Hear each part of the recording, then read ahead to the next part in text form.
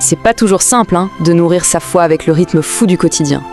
Mais, et si la solution, ce n'était pas de tout révolutionner? Si ça tenait à 7 gestes, tout simples. On va voir ensemble comment de toutes petites actions peuvent en fait avoir un impact immense.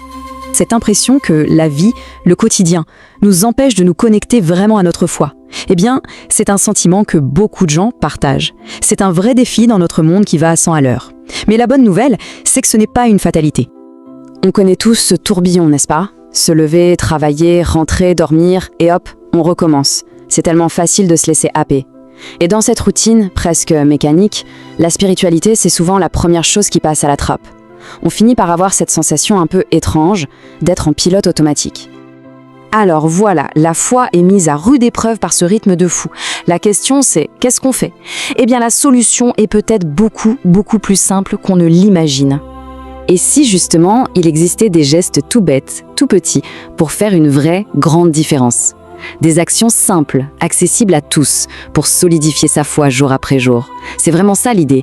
Ce sont ces petites choses qui nous permettent de garder le cap, même quand c'est compliqué. Et ça, c'est une perspective qui fait du bien. Combien? 7. Juste 7 gestes. 7 petites habitudes pour se sentir plus ancré, plus centré, plus en phase avec ses propres convictions. Allez, on y va, on va explorer ensemble cette fameuse puissance des petits gestes. On va voir concrètement comment ils peuvent transformer notre relation à la foi au quotidien. Alors, voilà un peu le programme. On va parler de gratitude, de méditation, de lecture, mais aussi de bonté, de nature. Et on finira avec 2 points très forts, le pardon et le partage. Commençons tout de suite avec le premier. Première chose, le journal de gratitude. L'idée est toute simple. Chaque matin, avant que la folie de la journée ne commence, on prend juste 2 minutes pour noter 3 choses pour lesquelles on ressent de la gratitude. Ça peut être n'importe quoi, le goût du café, un rayon de soleil, un mot gentil. Ça change complètement la perspective pour le reste de la journée. C'est un exercice qui ancre vraiment dans le positif. Deuxième point, la méditation ou la prière. L'idée, c'est de trouver un moment de calme. Pas besoin d'1 heure, quelques minutes suffisent. Que ce soit en priant ou juste en se concentrant sur sa respiration, ça permet de calmer un peu tout le bruit qu'on a dans la tête. C'est un moment précieux pour se recentrer, pour se connecter à quelque chose de plus grand que nos soucis du moment. Troisième geste, la lecture inspirante. Ça peut être un texte religieux, un verset, une simple citation, peu importe. L'idée, c'est d'avoir une sorte de petite boussole pour la journée. Une phrase qui nous guide, qui donne une direction, une intention à nos actions. C'est comme une ancre spirituelle qui nous tient pour les heures à venir. Quatrièmement, la pratique de la bonté. Parce que la foi, ça se vit, ça ne se pense pas seulement. Ça passe par des actions, même toutes petites. Tenir une porte, envoyer un petit message pour prendre des nouvelles, des gestes simples qui nous connectent aux autres et qui rendent notre spiritualité très concrète. C'est la compassion en action, tout simplement. Le 5e point, une promenade dans la nature. On est tellement connecté en permanence, bombardé de notifications. Le simple fait de sortir, même pour 10 minutes, ça nous débranche de tout ce bruit numérique et ça nous rebranche au monde réel, au tangible. Regarder un arbre, sentir le vent, c'est une sorte de méditation en mouvement. Ça ancre et ça ressource énormément. On arrive au 6e geste, et celui-là, il est vraiment puissant, la pratique du pardon. Lâcher prise sur une rancune, une colère.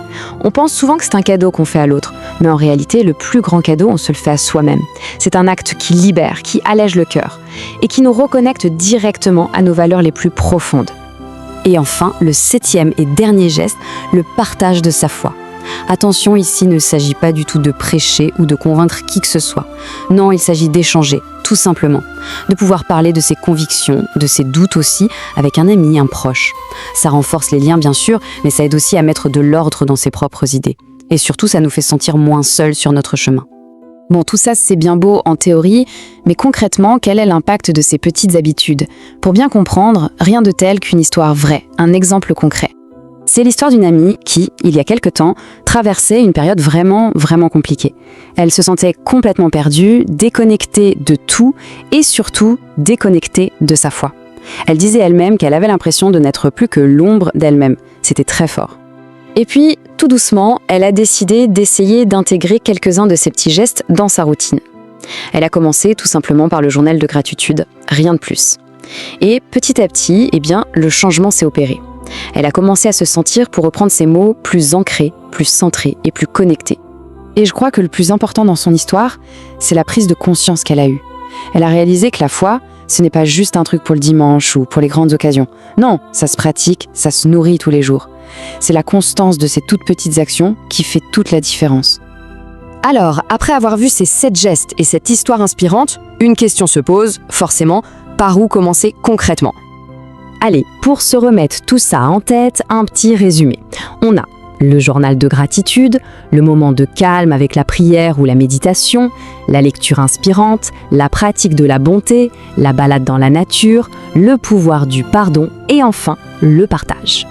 La question finale, c'est donc tout simple. Parmi tous ces gestes, lequel résonne le plus en ce moment ? L'idée, ce n'est surtout pas de tout faire d'un coup, mais peut-être d'en choisir un seul, juste un, et de voir ce que ça change. La réflexion est lancée. Si vous avez aimé les 7 éléments que nous avons décortiqués avec vous sur la foi, abonnez-vous dès maintenant pour d'autres sujets similaires. N'oubliez pas que cette vidéo est un extrait du projet Bible Louis II Vidéo. Ensemble, plongeons dans le long voyage à travers la Bible, la grande histoire.